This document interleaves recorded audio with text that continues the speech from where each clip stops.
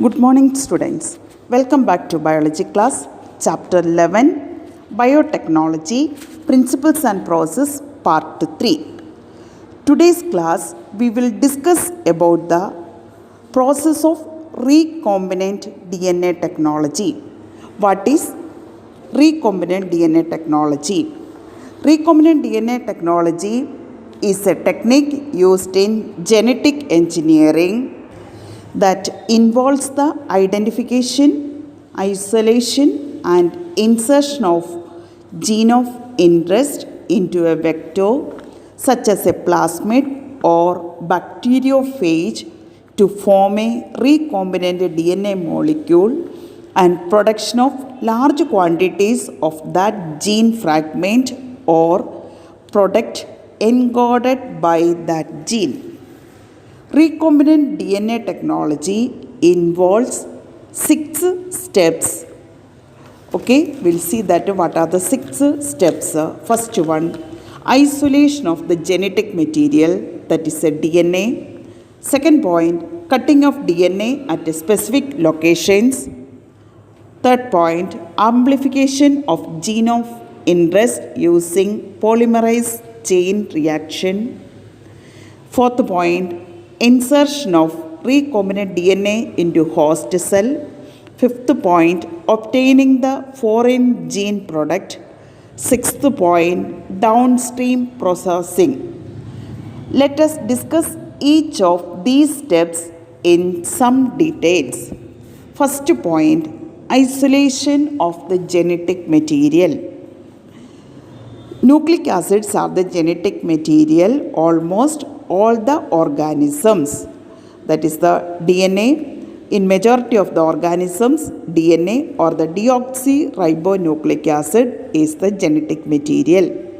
In order to cut the DNA with restriction enzymes, it needs to be in pure form, free from other macromolecules. Since the DNA is enclosed within the membranes, we have to break the cell open to release DNA along with the other macromolecules such as RNA, proteins, polysaccharides, and also lipids. This can be achieved by treating the bacterial cells, plant or animal tissues with enzymes such as lysozyme, that is in the bacterial cell, cellulase in the plant cells, chitinase in the fungus. You know that genes are located on long molecules of DNA intertwined with the proteins such as histone. The RNA can be removed by treatment with the ribonuclease, whereas the proteins can be removed by treatment with the protease.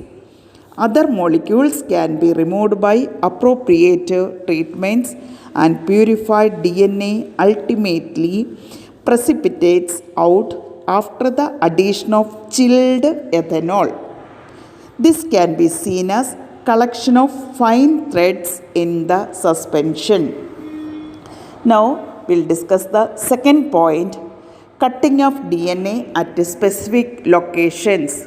Restriction enzyme digestions are performed by incubating purified DNA molecules with the restriction enzyme at the optimal conditions for that specific enzyme.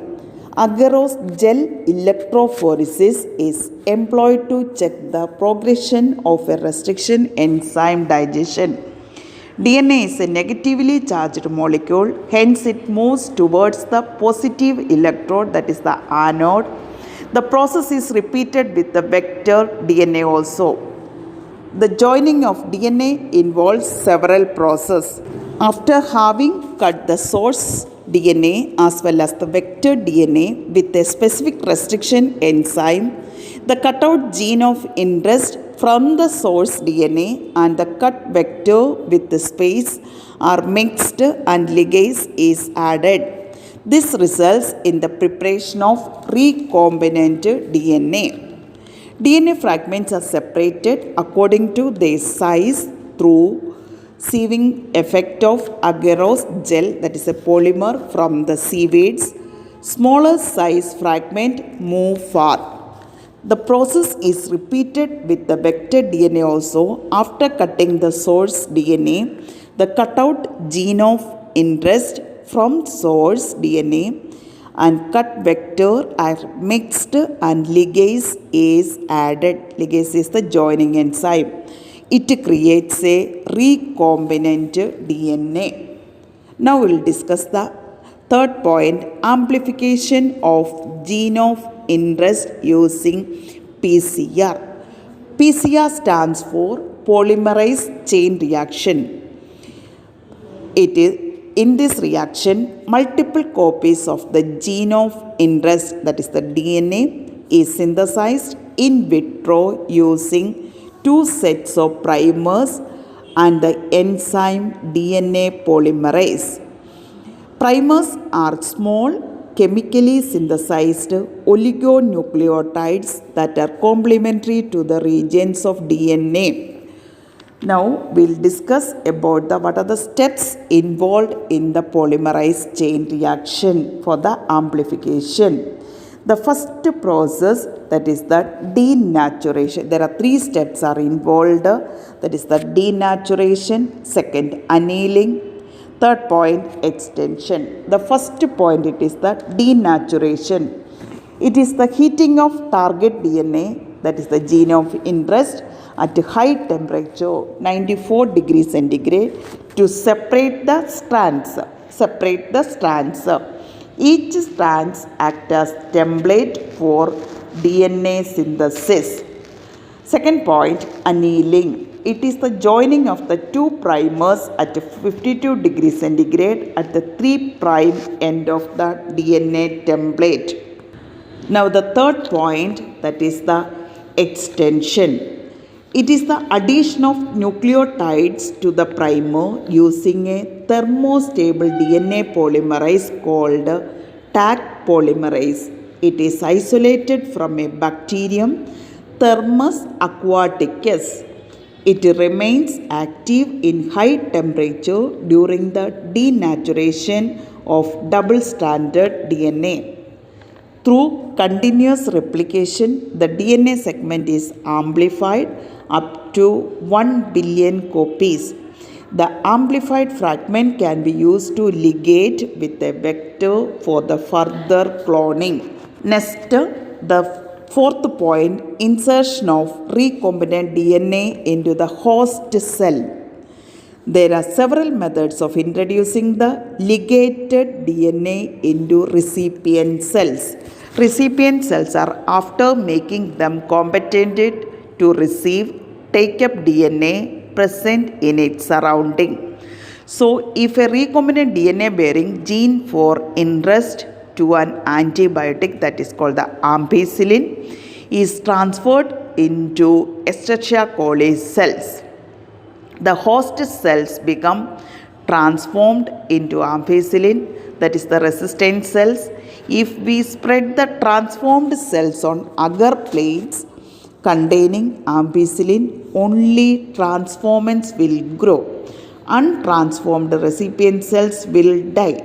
Since due to ampicillin resistance gene, one is able to select a transformed cell in the presence of ampicillin. The ampicillin resistance gene in this case is called a selectable marker. Now, next, fifth point, that is the obtaining the foreign gene product. The ultimate aim of recombinant DNA technology is to produce a desirable protein. If a protein encoding foreign DNA is expressed in a heterologous host, it is called a recombinant protein. Cell with foreign genes can be grown in laboratory. The cultures are used to extract desired protein and purify it by using separation techniques. The cells can also be multiplied in a continuous culture system. Here the used medium is drained out from one side while the fresh medium is added from the other. It maintains the cells more physiologically active and so produces a larger biomass. It yields more desired protein. Okay. Now, next, this for the production of the desired protein in that the vessel, there is a vessel is required. Small volume cultures cannot yield appreciable quantities of products. To produce in large quantities, the development of bioreactors where large volume 100 to 1000 liters of culture can be processed was required. What is a bioreactor? Bioreactors can be thought of a vessel.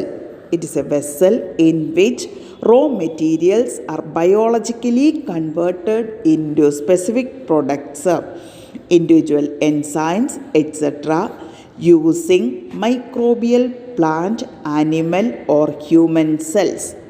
A bioreactor provides the optimal conditions for achieving the desired product by providing optimum growth conditions like temperature, pH, substrate, salt, vitamins, oxygen, etc.